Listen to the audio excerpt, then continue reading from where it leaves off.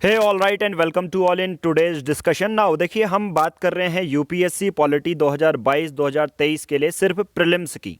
Now कल हमने live किया था, बट आज क्या हो रहा है, पहले से यहाँ पर पावर कट है तो इसलिए लाइव नहीं हो पाएगा। इसलिए हम आपको ऑफलाइन ये वीडियो दे रहे हैं, अनलिस्टेड है, आप लोगों को ये मिलेगी। आपको ऑलरेडी पीडीएफ इसकी शेयर कर दी गई है ना। कल हम बात कर रहे थे कि 2021 के प्रीलिम्स में कैसे क्वेश्चन पूछे जा सकते हैं। एनालिटिकल थिंकिंग वाले तो पूछे ही गए हैं, उसके साथ साथ जो टू द पॉइंट थे कि यार under the Indian constitution concentration of wealth violets, answer था डीपीएसपी। अब ये आर्टिकल 39 में जब आप पढ़ोगे तो directly concentration of wealth mention है, तो टू द पॉइंट यानी कि फैक्चुअल सीरीज भी आपसे पूछी जा रही है। तो दोनों का ही कॉम्बाइन एनसीईआरटी प्लस लक्ष्मीकांत को कॉम्बाइन करके हमने ये नोट्स बनाए हैं पॉलिटी के। तो जेन्यून आपको यही पीडीएफ आप प्रिंट करवा लीजिए और इसी से आपको रिवाइज भी करना है, ठीक है। चलिए आप बात करते हैं क्लास 2 की। क्लास 1 जिसने नहीं देखी है सबसे पहले वहाँ देख लो, क्योंकि बहुत मेजर कॉन्सेप्ट मैंने वहाँ पर आपको पढ़ा दिए हैं, ठीक है। इसी पीडीएफ में आपको कहाँ मिलेगी, गारंटेड 60 बैच में, और इस पीडीएफ में 2021 के हमने प्रीलिम्स के आंसर भी लिख दिए हैं, राइट। कल हमने बहुत सारी डिफरेंट चीज़ें डिस्कस की थी, बहुत यूनिक सी चीज़ें। फेडरल का मतलब क्या होता है, ठीक है। अब वो कल इतना लंबा जो लेक्चर था, जो इनिशियल का लेक्चर था, जो स्क्रैच लेवल से, बेसिक लेवल से आप पॉलिटी समझ जाओ, इसलिए मैं कल डिटेल में वो टॉपिक आपको समझा रहा था फेडरल कल, क्योंकि वो चीज़ नहीं थी। आप कह रहे होंगे कल एक टर्म के बदले आपने सर 5-6 मिनट का लेक्चर लिया। अब क्यों लिया, क्योंकि आज के टॉपिक को समझने के लिए। आज का पहला क्लास नंबर 2, क्लास नंबर 1 तो आपने लाइव ले चुके हैं, क्लास नंबर 2 आपको ये देखने को मिल जाएगी। चलिए स्टार्ट करते हैं। नाउ कल हमने ये 2 किए थे और पहले ही इसमें इस पूरे पर्टिकुलर एक को समझाने के चक्कर में हमारे पूरे 2 घंटे चले गए थे। अब 2 घंटे कंज्यूम हुए, इसके साथ साथ आगे कल हम क्या करने हैं, आपको क्या करना है, इसी कमेंट बॉक्स में इसी वीडियो के, ठीक है। जैसे मैं कहूँगा रशिया से हमने क्या लिया है, कल हमने रशिया से वाला समझा था, रशिया से हमने फंडामेंटल ड्यूटीज समझी थी, प्लस रशिया से दूसरा क्या समझा था हमने, 5 ईयर प्लान समझा था, और जो वर्ल्ड जस्टिस है प्रियम्बल में वो भी रशिया से। तो ऐसे ही कमेंट बॉक्स में सभी कंट्री से क्या क्या लिया है वो मेंशन कर दो। सभी के नाम चेक कर रहा हूँ, जिसका नाम मेंशन नहीं देखने को मिलेगा मैं वो डायरेक्ट उसको मैसेज करूँगा पर्सनली, ठीक है, गारंटेड 60 बैच से रिलेटेड। चलिए, इससे आपकी कंसिस्टेंसी बनी रहेगी, आप एक एक्टिव रहेंगे। पर्टिकुलर क्या आपका सब्जेक्ट चल रहा है यूपीएससी प्रीलिम्स 2022 को टारगेट करते हुए, ये आपको चेक करेगा। तो कमेंट बॉक्स में सभी के मैं चाहता हूँ कि जैसे ही ये वीडियो 8:30 PM पर लाइव होगी, आपका शुरू हो जाएगा सेशन, तब से ही मुझे कमेंट बॉक्स में बता देना, राइट।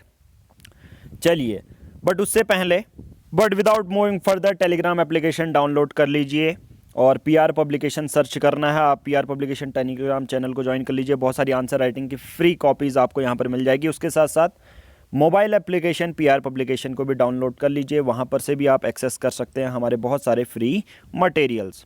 देखिए, पीआर पब्लिकेशन के 2 बैच चलते हैं, गारंटेड 60 बैच, जो कि ये अभी वीडियो आप देख रहे हो, जिसमें हमने बोला है प्रीलिम्स के एक्सक्लूसिव नोट्स आपको दिए जाएंगे 5 सब्जेक्ट, मेंस की अलग वीडियोस आएगी, उसके नोट्स अलग होंगे, 13 मंथ का करंट लाइव अफेयर्स पढ़ाया जाएगा, और इसकी प्राइस है सिर्फ 3000 रुपीज़, ठीक है। 3000 रुपीज़ स्टार्ट हो चुका है 15 नवंबर से।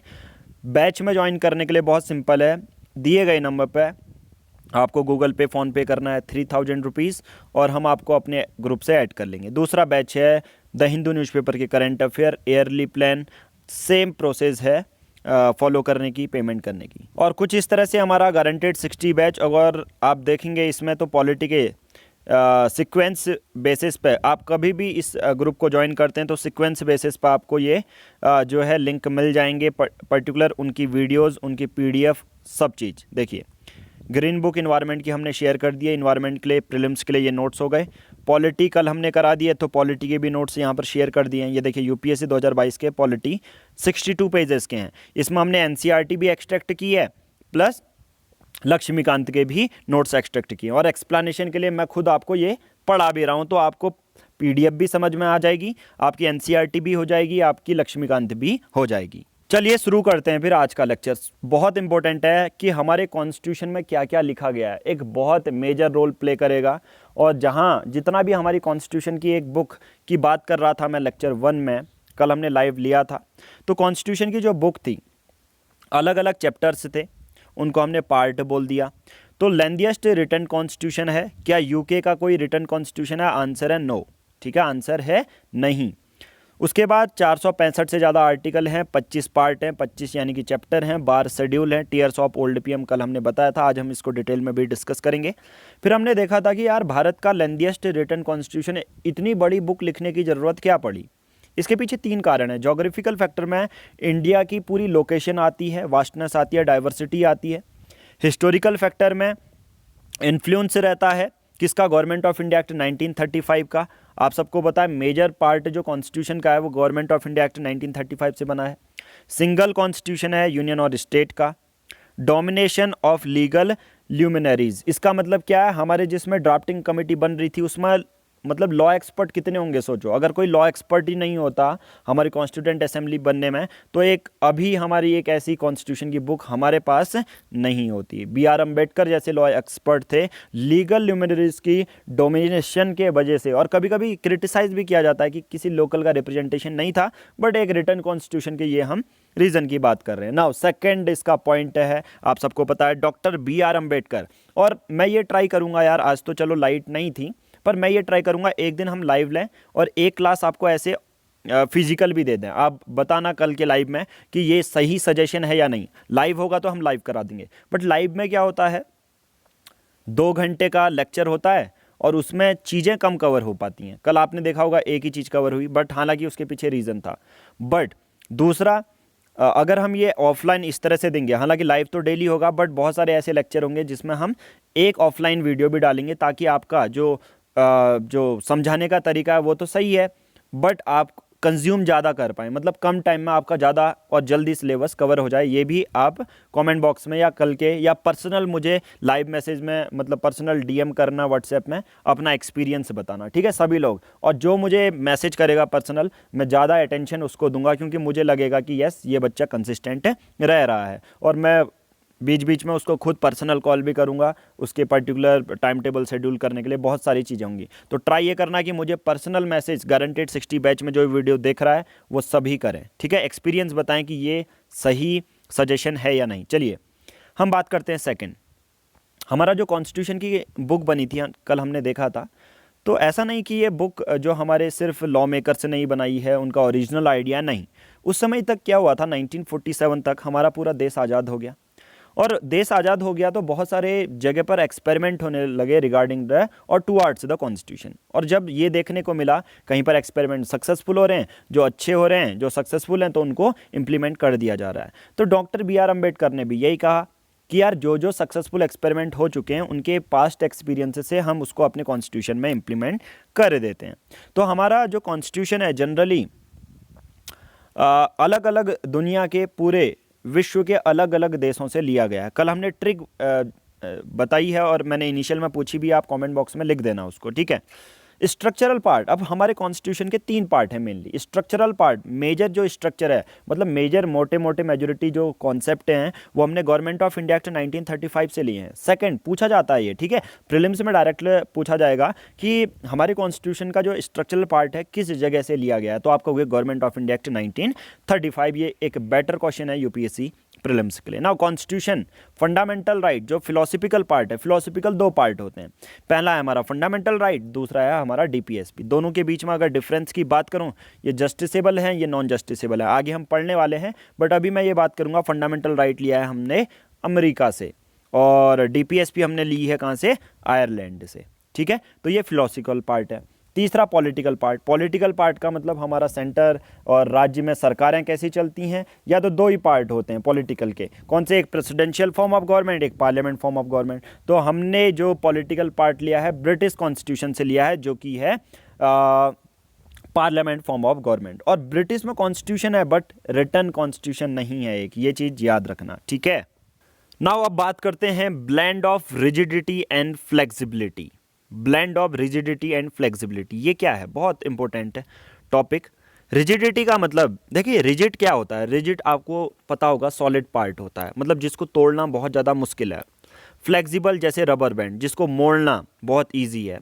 तो सिमिलर, किसी चीज़ को तोड़ पाना उतना ही कठिन है और किसी चीज़ को बहुत ज़्यादा फ्लेक्सिबल होना मतलब मुड़ जाना, फ्लेक्सिबल होना मतलब चेंजेस हो सकते हैं उसमें, ठीक है। और रिजिड मतलब चेंजेस नहीं हो सकते, क्योंकि जनरली सॉलिड आर रिजिड, उनकी प्रॉपर्टी होती है। अब इन्हीं टर्म्स को हम अपने कॉन्स्टिट्यूशन में अप्लाई करेंगे।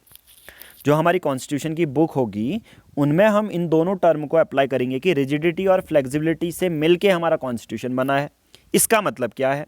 हमने कहा हमारी बुक है, हमारी बुक में 25 अलग अलग चैप्टर हैं, उन सब में कुछ ना कुछ अलग अलग लिखा गया है। जैसे फर्स्ट शेड्यूल में हमारे नेम ऑफ स्टेट्स, उत्तराखंड पूरा नाम होगा, उनके ज़िले होंगे, ये सब चीज़ें होंगी। उत्तराखंड है, आपका उत्तर प्रदेश है, केरला है, गोवा है, राइट। तो पर्टिकुलर क्या होगा कि कॉन्स्टिट्यूशन में ये चीज़ें मेंशन होंगी। अब जो चीज़ें मेंशन है उनको कभी ना कभी यार फ्यूचर में कोई ऐसी कंडीशन आएगी जहाँ पर उनको बदलने की ज़रूरत पड़ेगी। तो उनको बदलने के लिए एक तो हमारे बहुत सारे ऐसे एक्सट्रीम प्रोविज़न होंगे जिनमें बहुत ज़्यादा स्पेशल मेजोरिटी की चाहिए होगी, जिसे हम रिजिड कैरेक्टर कहेंगे, उसका रिजिड कैरेक्टर कहेंगे। और एक अच्छी बात भी है ये, ठीक है। दूसरा, जैसे अमेरिका का जो कॉन्स्टिट्यूशन है वो पूरा रिजिड कैरेक्टर का है, जहाँ पर राज्यों की सहमति होनी ही होनी चाहिए। और मैं कहूँगा एक ट्रू फेडरल सिस्टम अगर किसी देश में है तो वो अमेरिका में है। हमारा फेडरल नहीं है, हमारा क्वाजी फेडरल है, क्योंकि स्टेट की इमरजेंसी के टाइम में ये यूनिट। चलिए, अब बात हम कर रहे हैं कॉन्स्टिट्यूशन में बदलाव की, कैसे जो चीज़ लिखी गई है ऑलरेडी बदली जा सकती है। एक तो रिजिड कैरेक्टर होता है, एक फ्लेक्सिबिलिटी होती है। तो हमारी दो चीज़ें होती हैं, देखो, एक होता है आर्टिकल 368। आर्टिकल 368 के अंदर जितने चेंजेस किए गए जाएंगे उनको अमेंडमेंट बोलेंगे, ठीक है। अमेंडमेंट का मतलब होता है सुधार, यानी कि कॉन्स्टिट्यूशन में जो पहले लिखा है उसमें कुछ उस अक्षर को बदलना है, कुछ भी दूसरी चीज़ एडिशन करनी है, एक नए राज्य को इंट्रोड्यूस करना है, तो वो अमेंडमेंट होता है। अब एक कॉन्स्टिट्यूशन में बदलाव होगा जो सिंपल मेजोरिटी से हो जाएगा, उसको आर्टिकल 368 के अंदर नहीं रखेंगे। सिंपल सा कॉन्सेप्ट बता दिया। एक होगा आर्टिकल 368 के अंदर रखेंगे जो मेजर चेंजेस होंगे, तो उन्हें हम अमेंडमेंट बोलेंगे। बट कुछ चेंजेस ऐसे होंगे ना, अभी हम सभी के डिटेल में भी बारे में बात करेंगे। कुछ चेंजेस ऐसे होंगे जिनमें ज़्यादा जो मेजोरिटी की आवश्यकता ना पड़े, तो ऐसे चेंजेस सिंपल मेजोरिटी के अंदर आएंगे और उसे अमेंडमेंट नाम नहीं देंगे। हालांकि आप कॉन्स्टिट्यूशन के अक्षर कितने ही बदल दो, पर उस पर्टिकुलर चीज़ को अमेंडमेंट नहीं होगा। अब देखो कैसे, आर्टिकल 368 के अंदर जैसे जीएसटी लाया गया ना, बहुत बड़ा कानून है, ऑल ओवर इंडिया में इम्प्लीमेंट करना है, इनडायरेक्ट टैक्स है, ठीक है।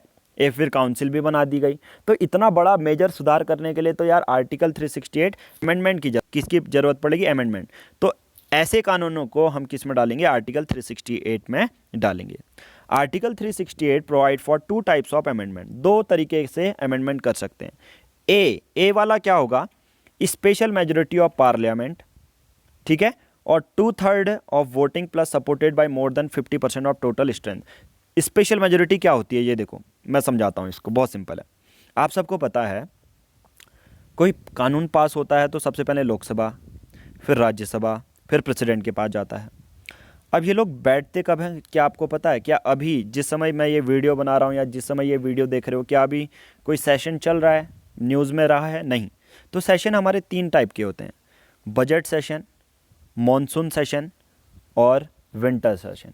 बजट सेशन हमारा इनिशियल में शुरू होता है, मॉनसून सेशन और विंटर सेशन, मॉनसून जुलाई सितंबर अगस्त, ठीक है, और विंटर इसको BMW की तरह याद करो, बजट मॉनसून विंटर। अब इन सेशन के दौरान लोकसभा राज्यसभा के लोग आते हैं, मिलते हैं, ठीक है। अब क्या होगा, लोकसभा की जो मैक्सिमम है 545 हो जाएगी, राज्यसभा की 250 मेंबर हो जाएंगे मैक्सिमम। अब सभी थोड़ी ना ये BMW में आएंगे, है ना, बजट सेशन में, मॉनसून सेशन में, विंटर सेशन में सभी लोग नहीं आएंगे। सपोज मान के चलो लोकसभा के आ रहे हैं 545 में से 350 मेंबर आ जा रहे हैं, ठीक है, सपोज मान के चलो, और राज्यसभा से 250 हैं, तो आपके आ जा रहे हैं सपोज 150 आ जा रहे हैं, ठीक है। अब मैंने कहा पूरे नहीं आए, तो इनकी क्या होगी? तो इन्हीं को कहते हैं प्रेजेंट एंड वोटिंग। बहुत सारे बच्चे कंफ्यूज हो जाते हैं, सर ये दो चीज़ें क्या हैं? प्रेजेंट एंड वोटिंग भी है, सब देखो अभी ये बैटरी का भी साइन आ गया है।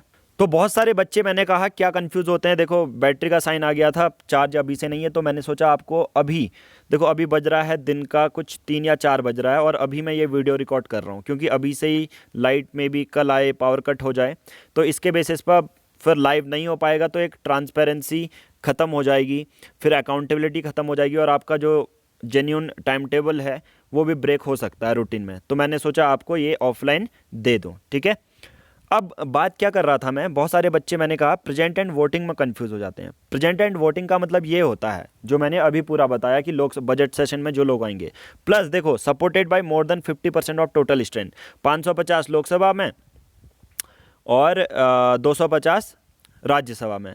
अभी आप क्या कीजिए, कमेंट बॉक्स में बताइए प्रेजेंट टोटल, देखो टोटल 550, 250 लोकसभा के लिए 550, राज्यसभा के 250।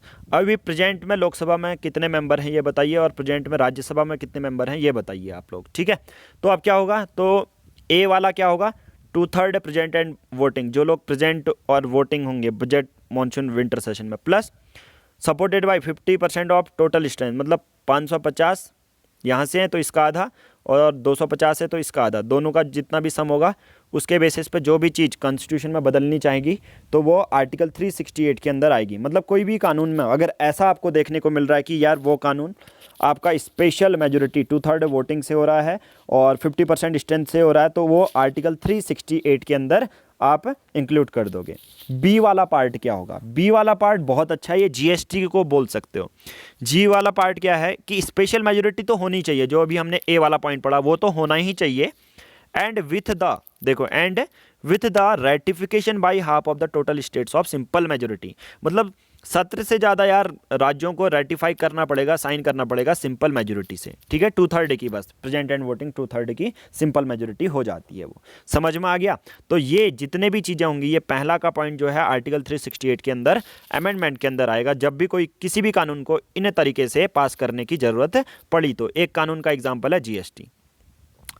बट कुछ जो कानून होते हैं, मैंने कहा सिंपल मेजॉरिटी से जो हैं पास हो जाते हैं, उनमें ज़्यादा दिक्कतें नहीं होती, जैसे बहुत सारे राज्यों का सीमा बदलना, ये हम आगे करने वाले हैं, बहुत सारे एग्जाम्पल भी। बट अभी नॉर्मल यूपीएससी प्रीलिम्स में ज़्यादा इतना आएगा नहीं, इतना डिटेल में आपको मैं इस तरह से ये बुक फ्रेम की गई है तो आपका देखो कॉन्सेप्ट ये होता है कि बहुत सारे एग्जाम्पल भी मैं इसमें इंक्लूड कर सकता था, बट फ़ायदा क्या होगा आपको, टू द पॉइंट, जितना मैटर है उतना पढ़ो और जिस बेसिस पर क्वेश्चन आ रहे हैं। आर्टिकल 368 समझा दिया मैंने, पर क्या आएगा एग्जाम्पल के बेसिस पर, कभी भी ऑप्शन देखे हैं क्या आपने, नहीं, आंसर नहीं है। तो इसलिए ये बुक बहुत ज़्यादा इंपॉर्टेंट हो जाती है, ठीक है। तो कुछ जो प्रोविजन है सिंपल मेजोरिटी से हमने कहा सुधारे जा सकते हैं, बट वो अंडर आर्टिकल 368 नहीं आएंगे, वो कंसिडर्ड नहीं किए जाएंगे। मेजर डिफरेंस है थर्ड पॉइंट का अपने आप में, जिसको डाउट है मुझे कॉल करना, मैं उसको पर्सनली समझाऊंगा। अब बात करते हैं फेडरल सिस्टम विथ यूनिटरी बायस। अब बहुत इंपॉर्टेंट है ये चीज़ें। अब हमारी चीज़ों को समझने के लिए क्या होता है फेडरल सिस्टम, मैंने क्या कहा, एक फेडरल आपसे डायरेक्टली क्वेश्चन कैसे आता है, 4 ऑप्शन दे दिए जाएंगे, बताना है आपको इसमें से फेडरल कैरेक्टर कौन सा है, और दूसरा पूछा जाएगा इसमें से यूनिटरी कैरेक्टर कौन सा है, 4 ऑप्शन दे दिए जाएंगे। तो देखो ऊपर वाले फेडरल कैरेक्टर होंगे, नीचे वाले यूनिटरी कैरेक्टर। अब इन सबको एक्सप्लेन करता जाऊंगा, बट उससे पहले आप ये जान लो कि फेडरल कैरेक्टर का मतलब होता है एक जगह सेंटर है, एक जगह क्या है, सेंटर है, दूसरी जगह क्या है, स्टेट है। सेंटर के अपने कानून होंगे, सिंपल सी बात है, अपने कानून में बनाएंगे। डिफेंस है, रेलवे है, बैंकिंग है, उसमें सेंटर कानून बना रही है। पब्लिक हेल्थ है, उसमें स्टेट बना रही है। कुछ ऐसे कानून है जिसमें सेंटर और स्टेट मिलके बना रही है, जैसे एजुकेशन हो गया, फॉरेस्ट हो गया, वेट एंड मीजर हो गया, वाइल्ड लाइफ का कंजर्वेशन हो गया, ठीक है। तो ये कॉन्करेंट लिस्ट वाले हो गए। तो ये तो हो गए, जब ऐसे कोई भी लिस्ट में जहाँ पर स्टेट की अपनी पावर होती है कुछ, वो कैरेक्टर फेडरल कैरेक्टर कहलाएंगे, जिसमें सेंटर की कुछ ना चले, राइट। पर ऐसे जो कानून होंगे जो जिसमें सिर्फ केंद्र कानून बना सकते हैं या केंद्र ही उसमें ज़्यादा ऑटोनॉमी है, केंद्र के पास ज़्यादा पावर है, तो ऐसे कैरेक्टर यूनिटरी कहलाएंगे। समझ में आ गया डिफरेंस कि फेडरेशन और यूनिटरी में क्या जो है सबसे बड़ा डिफरेंस है। तो फेडरल कैरेक्टर में ड्यूअल गवर्नमेंट, आप सबको पता है पहला पॉइंट, केंद्र में सेंटर में अलग सरकार है और स्टेट में अलग सरकार है, समझ में आ गया, ओके। दूसरा डिवीज़न ऑफ पावर, मैंने कहा सेंट्रल लिस्ट, स्टेट लिस्ट और कॉन्करेंट लिस्ट जो बता रहा था वो यही है, केंद्र की अलग पावर है, स्टेट की अलग पावर है, ठीक है। डिफेंस का अगर कोई कानून बनाना है वो केंद्र ही बना पाएगी, स्टेट बना पाएगी क्या, नहीं। स्टेट तो हेल्थ में काम करेगी, फैमिली प्लानिंग में काम करेगी, ठीक है। रिटर्न कॉन्स्टिट्यूशन, आपको कि सर रिटर्न कॉन्स्टिट्यूशन कैसे फेडरेशन हो गया, वो तो यार लिखी हुई बुक है, उससे क्या मतलब है। मैं कहूँगा यार अगर स्टेट कुछ दावा कर रहा है कि मेरी इसमें पावर है, मेरी एजुकेशन से रिलेटेड पावर है, मैं उसमें कानून बना सकता हूँ, मैं पब्लिक हेल्थ से, ये चीज़ स्टेट बोल किस वजह से रहा है, रेफरेंस क्या है उसका, रेफरेंस तो वही बुक है ना। तभी रिटर्न कॉन्स्टिट्यूशन एक पावर देता है फेडरल कैरेक्टर की, क्योंकि उस बुक में लिखा गया है कि हाँ इस बुक में सेंटर कैरेक्टर कौन सा है और राज्य कौन से कानून बनाएगी। तो समझ में आ गया, रिटर्न कॉन्स्टिट्यूशन भी एक फेडरल कैरेक्टर हो जाएगा। उसके बाद है सुपरमेसी, सुपरमेसी ऑफ कॉन्स्टिट्यूशन। आप सबको पता होगा जो भी चीज़ें ली जाती हैं, जो भी कानून बनाए जाते हैं, चाहे राज्य सरकार के हो या केंद्र सरकार के हो, वो कॉन्स्टिट्यूशन के आधार पर ही बनाए जाते हैं। अगर मान के चलो कोई ऐसा कानून बना दिया गया जो कॉन्स्टिट्यूशन के कहीं ना कहीं किसी पार्ट को, मान लीजिए फंडामेंटल राइट को वायलेट करता है, तो सुप्रीम कोर्ट क्या कहेगी कि ये अनकॉन्स्टिट्यूशनल है, तभी कॉन्स्टिट्यूशनल को सुप्रीमेसी मानी जाती है। ठीक है। फेडरल कैरेक्टर है रिजिडिटी ऑफ कॉन्स्टिट्यूशन। आप कहोगे सर ये कैसे है, मैं कहूँगा कि देखो ये देखो स्पेशल मेजोरिटी वाला जिसमें बात कर रहे थे हम टोटल स्टेट्स की, देखो स्टेट्स की आ गई ना रिस्पॉन्सिबिलिटी, स्टेट की भी ऑटोनॉमी है। तो यानी कि रिजिडिटी ऑफ कॉन्स्टिट्यूशन, एक कॉन्स्टिट्यूशन को अगर बदलना है तो ऐसा नहीं कि केंद्र ही बदल पाएगी, पार्लियामेंट ही बदल पाएगी, नहीं। उसमें जैसे जीएसटी बहुत बड़ा बदलाव था, राज्यों की परमिशन लेनी पड़ी, तो राज्यों की भी ऑटोनॉमी है, तो रिजिडिटी ऑफ कॉन्स्टिट्यूशन भी एक फेडरल कैरेक्टर हो जाएगा। इंडिपेंडेंट जुडिशियरी, इसका मतलब क्या होता है, इंडिपेंडेंट जुडिशियरी का मतलब होता है आपका जो सुप्रीम कोर्ट और हाई कोर्ट के जज होते हैं उनका टेन्योर फिक्स रहता है। मतलब कोई भी ऐसा नहीं केंद्र सरकार चाहेगी कि उसके अपोज में फैसला सुना दिया अगर सुप्रीम कोर्ट और हाई कोर्ट के जजेज ने, तो उनको हटा देगी, नहीं।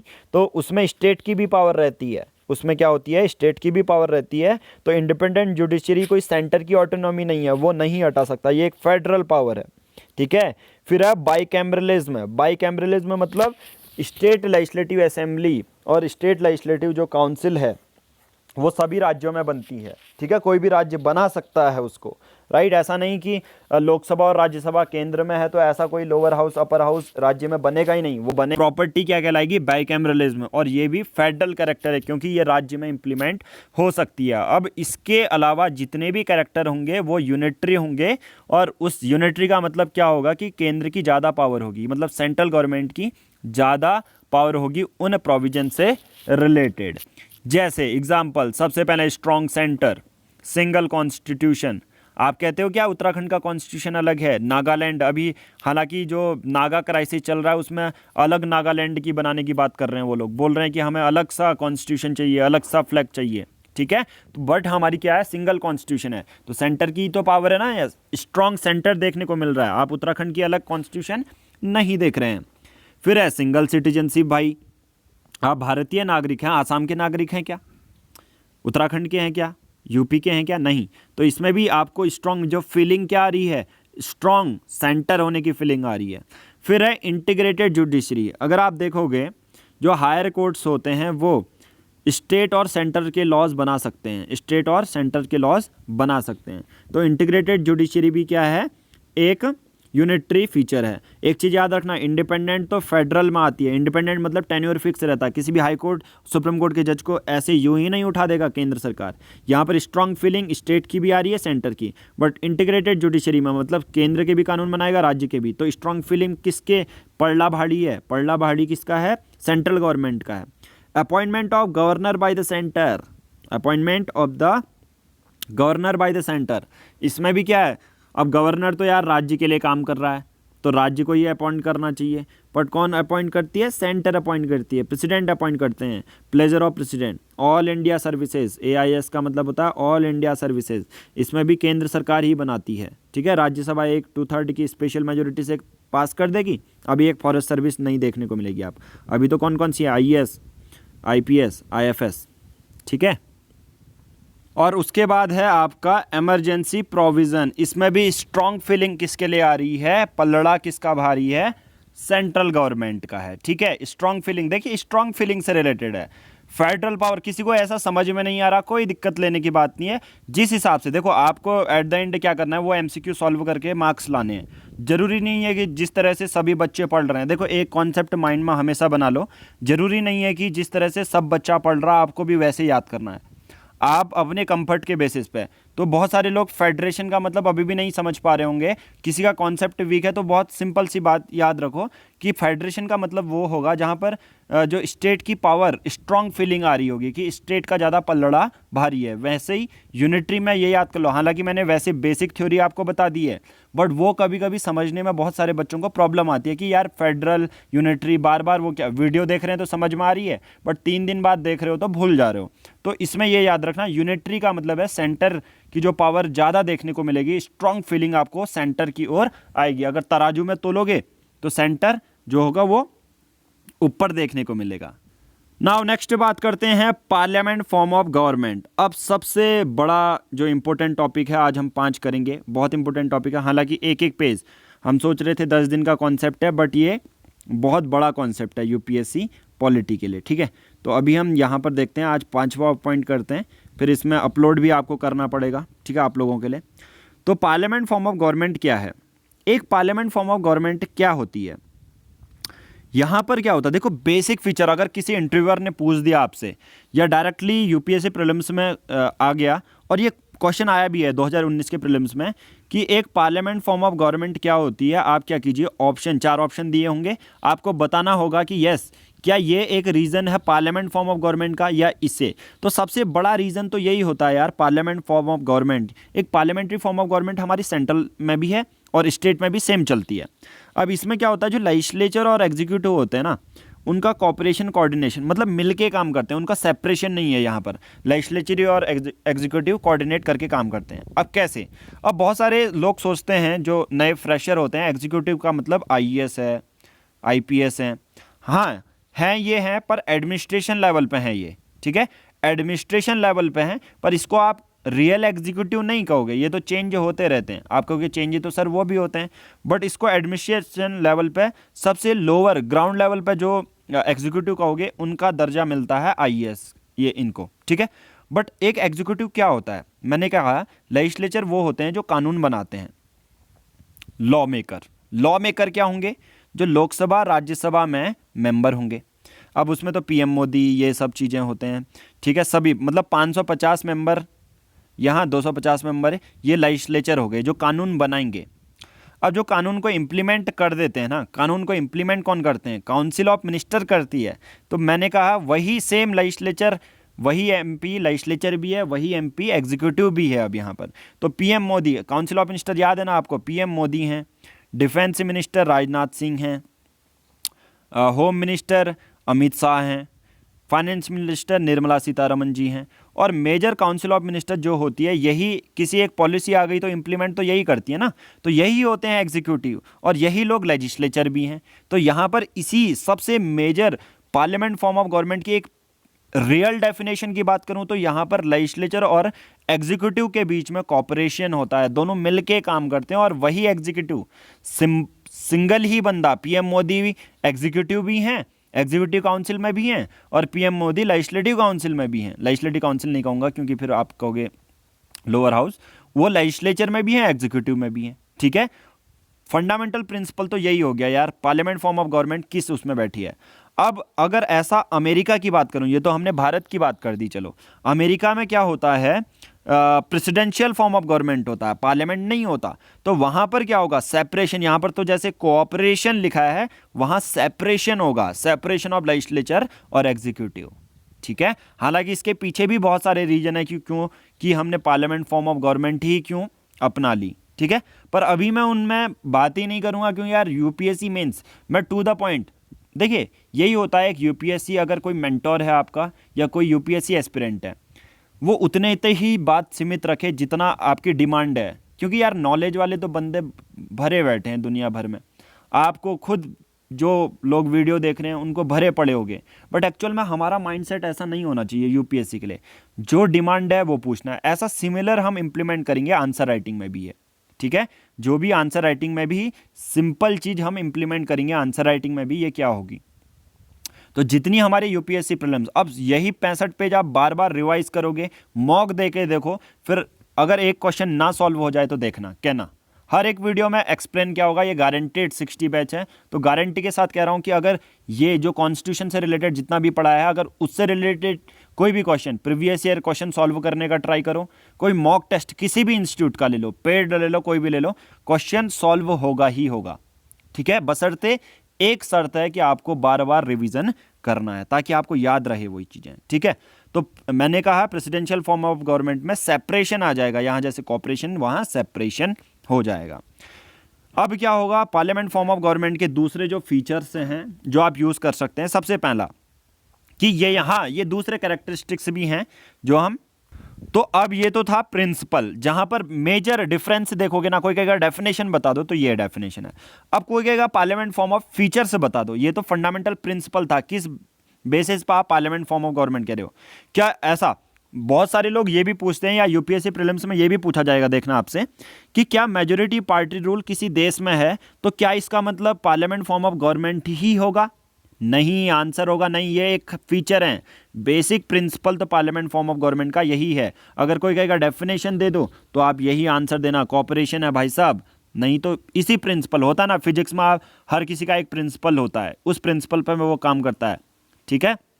कोई भी प्रिंसिपल, कोई भी मतलब डिवाइस हो जाए तो पर्टिकुलर वो किसी प्रिंसिपल के बेसिस पर ही काम करता है, ठीक है। वैसे ही यहाँ पर फीचर्स क्या हैं फिर, तो प्रिंसिपल अलग है, फीचर। नाउ नेक्स्ट बात आती है, अब मैं क्वेश्चन क्या कर रहा था, सॉरी फॉर द पॉज, बीच में कॉल आ गया था, ऊपर से वो कॉल था खुद गारंटेड 60 बैच का, ठीक है। वो बात कर रहे थे कुछ एंथ्रोपोलॉजी से रिलेटेड, तो जिसका भी एंथ्रोपोलॉजी सब्जेक्ट है मैं वो बात कर रहा हूँ, अभी मैं रिकॉर्ड कर रहा था, तो एंथ्रोपोलॉजी सब्जेक्ट जिसका भी ऑप्शनल वो मुझे मैसेज करें। वीडियो लेक्चर मैं कंप्लीट आपको दूंगा, कुछ 85 वीडियो लेक्चर हैं, इंग्लिश में होंगे, नोट्स आपको मिल जाएंगे। अब आपको टॉपिक वाइज मैं गाइड भी कर दूंगा एंथ्रोपोलॉजी के लिए, ठीक है। चलो वो बात छोड़ते हैं, बट मैं यहाँ पर ये कह रहा था किसी भी एक स्टेट में, कंट्री में, अगर यूपीएससी प्रीलिम्स में आएगा कि मेजॉरिटी पार्टी रूल है तो क्या जरूरी है कि मस्ट है कि उस कंट्री में पार्लियामेंट फॉर्म ऑफ गवर्नमेंट होगा? आप कहोगे नहीं, बेसिक फीचर ये होना चाहिए, ये देखो, ये तो सिर्फ ये बेसिक प्रिंसिपल ये होना चाहिए, ये तो सिर्फ फीचर है कि यार इस जगह पर पार्लियामेंट फॉर्म ऑफ गवर्नमेंट जिस जगह पर होती है जनरली ये चीज़ें हमें देखने को मिलती है। तो बेसिक फीचर पूछा जाए तो आप हाँ कह सकते हो, मेजॉरिटी पार्टी रूल यस। जो एग्जीक्यूटिव होता है ना, पीएम मोदी की जो पूरी रिस्पॉन्सिबिलिटी होती है लेजिस्लेचर में होती है, ठीक है। तो ये भी एक फीचर है कि एग्जीक्यूटिव की रिस्पॉन्सिबिलिटी किसको होगी? लेजिस्लेचर को, और लेजिस्लेचर तो हम ही हैं, लेजिस्लेचर हम ही हैं। तो आप कहोगे सर लोकसभा राज्यसभा की कौन है फिर? वो भी लेजिस्लेचर है, बट उनको चुन के किसने भेजा है? हमने, ठीक है। जैसे लोकसभा जनरली अगर आएगी तो वो हम ही होंगे, पीपल होंगे, ठीक है। बट जनरली आप टू द पॉइंट हम पॉलिटिकल टर्म्स में ही जाएंगे, ज़्यादा अपना कॉन्सेप्ट नहीं डालेंगे। एग्जीक्यूटिव किसके लिए रिस्पॉन्सिबल होंगे? लेजिस्लेचर। डबल मेंबरशिप होती है, जो एग्जीक्यूटिव जो लेजिस्लेचर है वो एग्जीक्यूटिव भी है, राइट।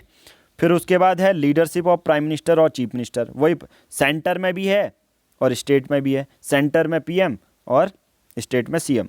और लोकसभा, एक पार्लियामेंट फॉर्म ऑफ गवर्नमेंट का फीचर ये भी होता है कि जो लोकसभा है सेंटर में और असेंबली है राज्यों में, उसका डिसोल्यूशन हो सकता है। अगर अच्छे से काम नहीं करे, कॉन्स्टिट्यूशन का फॉलो नहीं करे, तो उनका डिसोल्यूशन भी हो जाएगा बिफोर 5 ईयर्स। समझ में आ गया? आज इतना ही हम करेंगे। देखिए आज पावर कट था तो आज ये लिंक आपको मिल जाएगा, बाकी ये यूट्यूब पे भी आपको देखने को मिल रहा होगा। तो आप 7505134891 इसी तरह से पूरी आपको नोट्स मिलेंगे। ऑल ओवर इंडिया में सबसे ज़्यादा अफोर्डेबल प्राइस आपको गारंटेड 60 बैच का लगेगा। और दूसरा, सभी इंस्टीट्यूट में या कोई भी मॉक टेस्ट आप दे लो, क्वालिटी आपको यहाँ पर देखने को मिलेगी, क्वालिटी मैच नहीं हो रही है, ठीक है। क्वालिटी से कॉम्प्रोमाइज़ नहीं किया जा रहा और सबसे हाईएस्ट क्वालिटी आपको पीआर पब्लिकेशन की मिलेगी। देखिए 2 बार आ गया है लो बैटरी का, अब मे बी अपलोड हो जाए तो ठीक है मिल जाएगी, बट मैं ट्राई ये करूँगा कि अपलोड कर ही लें, ठीक है। धन्यवाद, हैव अ नाइस डे।